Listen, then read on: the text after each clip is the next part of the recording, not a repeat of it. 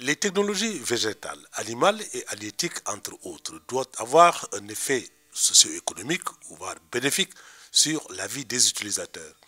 Cependant, il faut des outils d'évaluation pour mesurer l'effectivité et réajuster en cas de besoin. La méthode du CIRAD a fait l'objet d'une animation scientifique. Du CIRAD, pas du CIRAD, avec ses partenaires, mais pour lequel le CIRAD appuie la construction, un projet comme le projet GITE, gestion intégrée des territoires en zone sahélienne, c'est vraiment avoir un regard croisé de différentes disciplines sur ce qui se passe dans un territoire. L'occasion pour le directeur général de l'ISRA de rappeler les orientations des autorités dans le cadre du plan Sénégal émergent. L'an dernier, avec la vision du chef de l'État dans le cadre du plan Sénégal émergent, où le RHC est très interpellé, bien sûr, on a reconstruit le capital semencier. Les gens ont dit non, il n'y a pas de semences certifiées. En 2-3 ans, on reconstruit le capital semencier.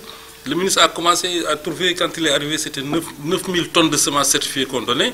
Il est à 60 000 tonnes de semences certifiées. Il y avait une demande pressante qui était là. Et il fallait en cas répondre à cette demande et les politiques nous ont mis la pression et nous avons sorti les résultats dans des délais. Le directeur général a lancé un appel aux chercheurs afin qu'ils s'approprient de cette méthode d'évaluation du CIRAD et les invite à participer à l'atelier de mise en niveau.